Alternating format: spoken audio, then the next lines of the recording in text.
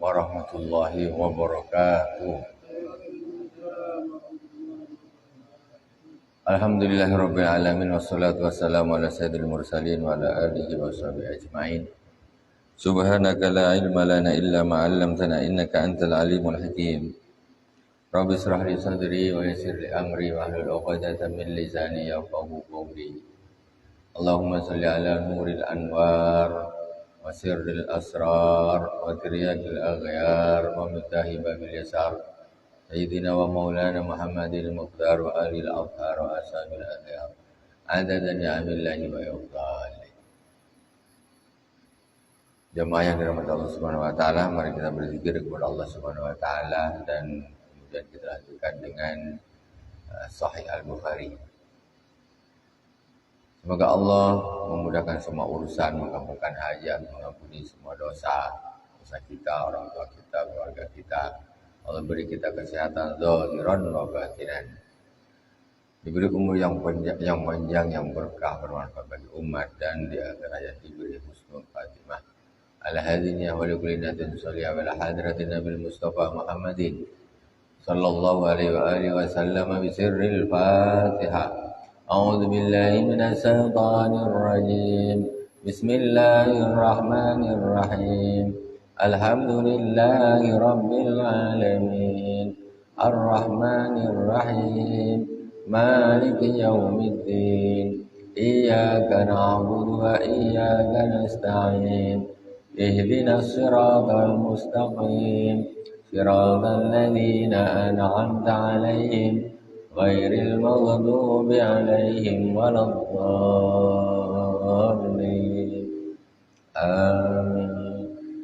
Allahu la ilaha illa huwal hayyul qayyum la ta'khudhuhu sinatun wa la nawm lahu ma fis samawati wa ma fil ardh man dhal ladzi yashfa'u 'indahu illa bi'idhnihi ya'lamu ma bayna aydihim wa ma khalfahum wa la yuhituna bi shay'in min 'ilmihi illa bima sha'a وسع كرسيه السماوات والأرض ولا يؤوده حفظهما وهو العلي العظيم. آمن الرسول بما أنزل إليه من ربه والمؤمنون كل آمن بالله وملائكته وكتبه ورسله لا نفرق بين أحد من رسله وقالوا سمعنا وأطعنا غفرانك ربنا وإليك المصير. لا يكلف الله نفسا إلا وسعها لها ما كسبت وعليها ما اكتسبت ربنا لا تؤاخذنا إن نسينا أو أخطأنا ربنا ولا تحمل علينا إصرا كما حملته على الذين من قبلنا ربنا ولا تحملنا ما لا طاقة لنا به واعف عنا واغفر لنا وارحمنا أنت مولانا فانصرنا على القوم الكافرين. لا إله إلا الله وحده لا شريك له له الملك وله الحمد يحيي ويميت وهو على كل شيء قدير. لا إله إلا الله وحده لا شريك له له الملك وله الحمد يحيي ويميت وهو على كل شيء قدير. لا إله إلا الله وحده لا شريك له له الملك وله الحمد يحيي ويميت وهو على كل شيء قدير. سبحان الله والحمد لله ولا إله إلا الله والله أكبر. سبحان الله والحمد لله ولا إله إلا الله والله أكبر. سبحان الله والحمد لله ولا إله إلا الله والله أكبر. سبحان الله وبحمده سبحان الله العظيم. سبحان الله وبحمده سبحان الله العظيم. Subhanallah wa bihamdihi subhanallahil azim. Rabbana ighfir lana wa tub 'alaina innaka antat tawwabur rahim. Rabbana ighfir lana wa tub 'alaina innaka antat tawwabur rahim. Rabbana ighfir lana wa tub 'alaina innaka antat tawwabur rahim. Allahumma salli ala Muhammad, Allahumma salli alaihi wa sallim. Allahumma salli ala Muhammad, Allahumma salli alaihi wa sallim. Allahumma salli ala Muhammad, Allahumma salli alaihi wa sallim. A'udzu bikalimatillahi tammati min syarri ma khalaq. أعوذ بكلمات الله التامات من شر ما خلق. أعوذ بكلمات الله التامات من شر ما خلق. بسم الله الذي لا يضر مع اسمه شيء في الأرض ولا في السماء وهو السميع العليم. بسم الله الذي لا يضر مع اسمه شيء في الأرض ولا في السماء وهو السميع العليم. بسم الله الذي لا يضر مع اسمه شيء في الأرض ولا في السماء وهو السميع العليم. رضينا بالله ربا وبالإسلام دينا وبمحمد النبي. رضينا بالله ربا وبالإسلام دينا وبمحمد نبيا. رضينا بالله ربا وبالإسلام دينا وبمحمد نبيا. بسم الله والحمد لله والخير والشر بمشيئة الله. بسم الله والحمد لله والخير والشر بمشيئة الله. بسم الله والحمد لله والخير والشر بمشيئة الله. آمنا بالله واليوم الآخر. تبنا إلى الله باطنا وظاهر. آمنا بالله واليوم الآخر. تبنا إلى الله باطنا وظاهر. آمنا بالله واليوم الآخر. تبنا إلى الله باطنا وظاهر. يا ربنا واعف عنا وامه الذي كان منا. يا ربنا واعف عنا وامه الذي كان منا. يا ربنا واعف عنا وامه الذي كان منا. يا ذا الجلال والإكرام أمتنا على دين الإسلام. يا ذا الجلال والإكرام أمتنا على دين الإسلام.